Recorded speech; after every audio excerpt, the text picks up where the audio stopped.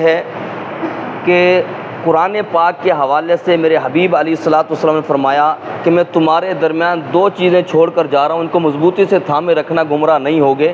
فرمایا ایک قرآن پاک اور دوسرا میرے اہل بیت اطہار کو۔ یہ بات آپ سنتے رہتے ہیں۔ میں جس بات کی طرف توجہ دلانا چاہتا ہوں جو آج کے اس دور کے اندر بڑی اس کی اشد ضرورت ہے، وہ یہ ہے کہ ہر بندہ جب قرآن پاک پڑھتا ہے نا ترجمے کے ساتھ، تو جب ترجمے کے ساتھ قرآن پاک پڑھتا ہے تو قرآن پاک پڑھ کے بندہ گمراہ بھی ہو جاتا ہے۔ اب آپ کے لیے تعجب کو ہوگا آپ کو یہ بات سن کر، قرآن پڑھ کے بندہ تعجب یعنی کہ گمراہ کیسے ہو سکتا ہے، یہ تعجب کی بات ہے۔ تو سنیے کہ قرآن پاک پڑھ کے بندہ گمراہ کیسے ہو جاتا ہے، کیونکہ بعض اوقات ایسا ہوتا ہے جو اللہ تعالیٰ قرآن میں، ہر قرآن پاک جو ہے اس میں تفسیری ترجمہ نہیں ہوتا، یعنی اس کی وضاحت نہیں ہوتی، ترجمہ لکھا ہوا ہوتا ہے۔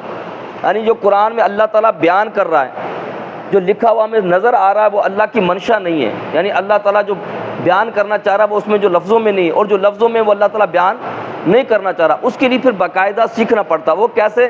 آپ کہو گے یہ بات کیسے ہو سکتی ہے؟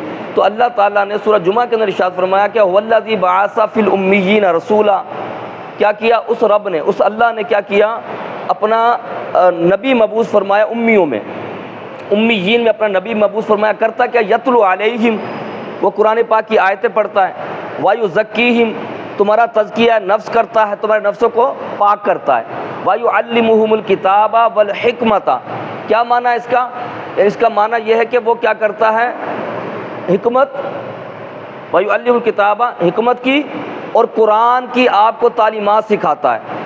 اچھا سکھاتے کس کو؟ میرے نبی علیہ صحابہ کرام کو، اہل بیت اطہار کو، یعنی صحابہ وہ جو میرے نبی کی صحبت میں رہتے تھے، میرے نبی کی بارگاہ میں رہتے تھے، میرے نبی کے پیچھے نماز پڑھتے تھے، ان کو میرے نبی کیا سکھا رہے تھے؟ یہ قرآن ہی تو سکھا رہے تھے، حکمت ہی تو سکھا رہے تھے، یعنی سکھائی وہ چیز جاتی جو سمجھ میں نہیں آتی، یعنی صحابہ کو جو چیز سمجھ میں نہیں آتی تھی وہ کیا کرتے تھے؟ آقا علیہ الصلوۃ والسلام سکھاتے تھے۔ اب ہوا یہ ہے کہ ہر بندہ جب قرآن پاک کا ترجمہ پڑھتا ہے تو کچھ لوگ آج جس کو دیکھو گے نا اس کے ہاتھ میں قرآن ہوگا، وہ کہے گا دیکھو یہ قرآن ہے، آپ ایسا کرو مولویوں کی باتوں میں نہیں آؤ، کسی کی باتوں میں نہیں آؤ، خود قرآن پاک پڑھو۔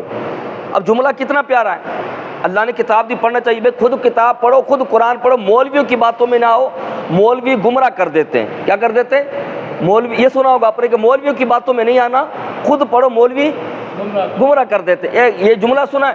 اچھا مولوی گمراہ کر دیتے ہیں، جس مولوی نے آپ کو گمراہ کیا آخر اس نے بھی تو کہیں قرآن پڑھا ہوگا نا۔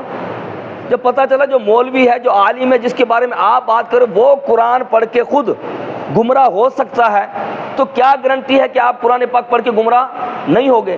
عزیزان گرامی بات یہ ہوتی ہے، میں چھوٹی سی بات سمجھاتا ہوں۔ ایک آپ کے پاس موبائل ہے، لاکھ ڈیڑھ لاکھ روپے کا موبائل ہے، یا آپ کے پاس موبائل تو پھر بھی مہنگا، ایک جوڑا ہے، آپ نیا جوڑا لے کر آتے ہو، اچھا جوڑا ہے، اب آپ کو پتہ درزی کاٹتا ہے اس کو، پھر سلائی کرتا ہے، بکرم لگاتا ہے۔ اچھا آج کل آپ کو یہ میڈیا پہ، سوشل میڈیا پہ، یوٹیوب پہ دکھایا بھی جا رہا ہے کہ کپڑے کو کاٹا کیسے جاتا ہے، ٹھیک ہے، اور کتابیں بھی آ رہی ہیں۔ اب کوئی بندہ اپنا سوٹ لا کر خود کاٹنا شروع کرتا ہے؟ کیوں نہیں کرتے؟ سلائی کیوں نہیں؟ اچھا اپنا موبائل خود کھول کے کیوں اس کو جو ہے آپ اس کا ٹچ خراب ہے، مائک خراب ہے، خود صحیح کیوں نہیں کرتے؟ کہتے یار ایسا نہیں، کھول لیں اس کو، اور کھولنے کے چکر میں غلطی کر بیٹھے، نقصان کر بیٹھے۔ میں نے کہا موبائل خود نہیں کھولتے، پتہ ہے ایسے کھولا جاتا ہے، خود نہیں کھولتے، کپڑا خود نہیں سیتے، خود نہیں کاٹتے، خراب نہ ہو جائے، نقصان نہ ہو جائے۔ مگر قرآن ایک ایسی چیز ہے جس میں ہر بندہ کہتا بابا اس میں داخل ہو جاؤ۔ کیا کرو؟ آپ اس کو ایسا کرو کہ آپ موبائل میں دیکھو کہ کیسے جو ہے وہ یوٹیوب پہ دیکھو یا گوگل پہ دیکھو۔ اب گوگل کے اوپر آپ کو بتاؤ قادیانیوں نے بھی قرآن پاک کا غلط ترجمہ کیا ہوا ہے، اور بھی ایسے لوگوں نے جو غلط ترجمہ کیا وہ بھی اس کے اندر موجود۔ آپ نے قرآن پاک کا ترجمہ کھول لیا اور کھولنے کے بعد ترجمہ کر لیا، اور کرنے کے بعد اگر آپ نے عمل کرنا شروع کر دیا تو آپ گمراہ بھی ہو جاتے ہو، عقائد بھی خراب ہو جاتے ہیں، نظریات بھی خراب ہو جاتے ہیں، بندہ ایمان سے بھی چلا جاتا ہے۔ اس کے لیے بہتر طریقہ یہ کہ آپ قرآن پاک پڑھیں، تفسیر کے ساتھ پڑھیں، اور پڑھنے کے بعد جو مسئلہ پڑھیں تو پڑھنے کے بعد پھر اس کو آپ کیا کریں، کسی مستند عالم سے، ایکسپرٹ سے پوچھیں کہ یار یہ میں نے جو کیا ہے کام، آیا یہ صحیح ہے یا نہیں، یہ میں نے جو بات سمجھ رہا ہوں یہ صحیح، ورنہ بندہ ٹھوکر کھاتا رہتا ہے۔ اب میں آپ سے ایک مثال دے کر بس بات ختم کرنے لگا ہوں، صرف توجہ کے لیے، کیونکہ یہ بات ریکارڈ بھی ہو رہی ہے۔